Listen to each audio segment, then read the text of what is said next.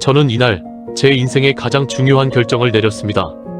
그저 스쳐 지나갈 수도 있었던 한 청년의 삶초를 관찰함으로써 저는 대한민국 청년의 미래를 보았습니다.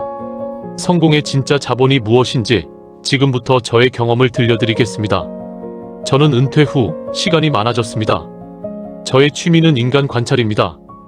특히 제가 가장 좋아하는 장소, 이 도시에서 가장 비싼 호텔의 발렛 부스에서 시간을 보냅니다. 부는 사람의 본성을 가장 잘 드러내는 거울이기 때문입니다. 어느 날 람보르기니 우라칸을 기사 동반해서 나간 날입니다. 운전자는 거만하게 키를 던지고 사라질 때 발렛 직원 민주는 차를 옮기기 위해 운전석에 앉았습니다. 그때 그는 조수석 밑에서 무언가 번쩍이는 것을 발견했습니다. 5만 원권 뭉치가 가득 차 있는 작은 가죽 가방이었습니다. 발렛 파킹 직원은 숨을 멈추었습니다. 주변을 살폈습니다. 저는 그를 관찰했습니다. 그의 얼굴에는 배고픔과 동시에 양심이라는 두 감정이 공존했습니다. 돈의 유혹은 그가 한 달 내내 일해서 버는 월급보다 훨씬 크다는 것을 저는 알고 있습니다. 발렛 파킹 직원은 주변 CCTV 위치를 빠르게 확인합니다. 그는 1초의 망설임 끝에 돈 가방을 자신의 유니폼 안으로 숨겼습니다. 저는 실망했습니다. 역시 인간의 본성은 이라고 생각했습니다. 하지만 그가 돈을 숨긴 후 갑자기 차에서 내려 호텔 로비가 아닌 뒤편 주차장으로 달려가는 것을 보았습니다. 왜 호텔 로비가 아닌 뒤쪽 주차장으로 달려가는 걸까요? 그의 행동은 저의 가설을 완전히 뒤집는 의문점을 남겼습니다. 저는 제 운전기사에게 조용히 차를 움직이라고 지시했습니다. 저는 발렛 파킹 직원을 따라 뒤편 주차장으로 향했습니다.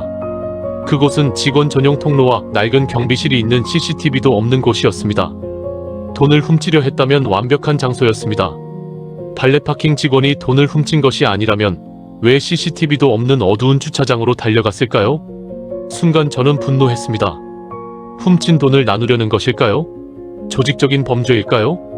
경비원에게 다가가려던 그때 저는 그들의 대화를 희미하게 들었습니다. 경비원은 돈을 받지 않고 발렛 파킹 직원의 손을 뿌리쳤습니다. 자네가 이걸 왜 나한테 가져와? 이건 내가 주었다고 할 수 없는 돈이야. 당장 호텔 총지배인님께 가져가게. 제가 가져가면 제가 의심받을까봐. 차라리 사수이신 경비원님이. 발렛 파킹 직원은 돈을 숨긴 이유가 자신이 돈을 발견했다는 이유만으로 의심을 살까봐였다는 것을 바로 확인하는 순간이었습니다. 그는 정직했지만 자신의 낮은 위치 때문에 불안했던 것입니다. 발렛 파킹 직원 민주는 총지배인실로 향합니다. 그의 뒷모습은 흔들리지 않습니다. 저는 깨달았습니다.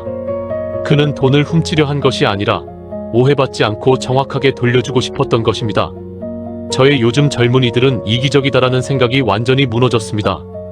저는 제 비서에게 전화를 걸어 지시했습니다. 익명으로 이 청년의 현재 상황, 부모님, 꿈, 그리고 빚까지 모두 조사하게. 그리고 내일 아침까지 특급 보고서를 만들어 오게.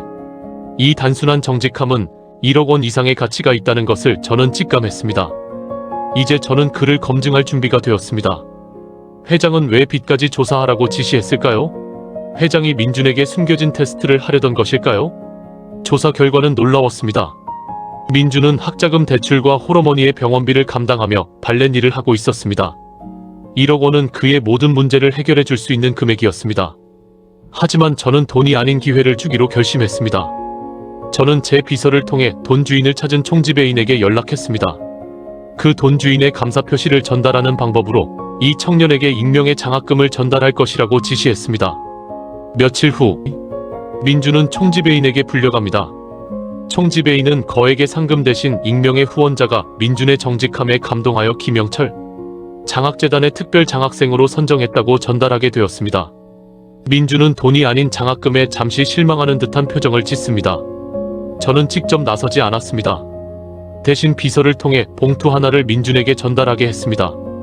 봉투 안에는 자네의 정직함이 이 세상 최고의 자본일세라는 짧은 메모와 저희 회사의 전략기획팀 명함이 들어있었습니다. 인턴십 제안이었습니다. 민주는 받아든 명함에는 영철그룹 전략기획팀 팀장 직함이 찍힌 걸 보고 깜짝 놀랐습니다. 장학금은 그의 당장의 짐을 덜어주었고 인턴십은 그의 미래를 열어주었습니다. 저는 단순히 돈을 준 것이 아니라 정직함을 실질적인 성공 기회로 강화시켜 준 것입니다. 하지만 저는 여전히 궁금했습니다. 그는 이 기회를 어떻게 활용할까요? 민주는 당장 돈이 필요한 상황에서 이 인턴십 기회를 받아들일까요? 그리고 그 1억 원의 주인은 대체 누구였을까요? 1년 후, 민주는 인턴십을 통해 진가를 발휘했습니다. 돈 앞에서 흔들리지 않았던 그의 정직함은 수많은 계약서와 기밀 앞에서 흔들림 없는 신뢰가 되었습니다. 저는 그가 저의 후계자가 될 제목임을 확신했습니다. 민주는 인턴십을 통해 진가를 발휘했습니다. 돈 앞에서 흔들리지 않았던 그의 정직함은 수많은 계약서와 기밀 앞에서 흔들림 없는 신뢰가 되었습니다. 저는 그가 저의 후계자가 될 제목임을 확신했습니다. 저는 조용히 민준을 회장실로 불러 커피를 마시며 저는 그에게 그날의 진실을 알려주었습니다. 민준 군, 그 돈은 사실 저의 돈이었습니다. 네, 회장님 돈이었다고요? 맞습니다. 저는 일부러 거액의 돈을 그 차에 놓고 자네를 시험했던 것입니다. 저는 그 돈의 주인이 아닌 정직한 사람을 찾고 있었으니까요. 민주는 눈물을 글썽였습니다. 저는 그를 안아주었습니다. 돈은 잠깐의 재산이지만 정직함은 평생의 자본입니다. 저는 이 청년을 통해 저의 사람의 본성에는 선함이 있다는 믿음을 강력하게 믿을 수 있게 되었습니다. 여러분, 당신 주변에는 아직도 정직한 사람이 많습니다. 그들을 외면하지 마십시오. 작은 격려가 세상을 바꿀 기회가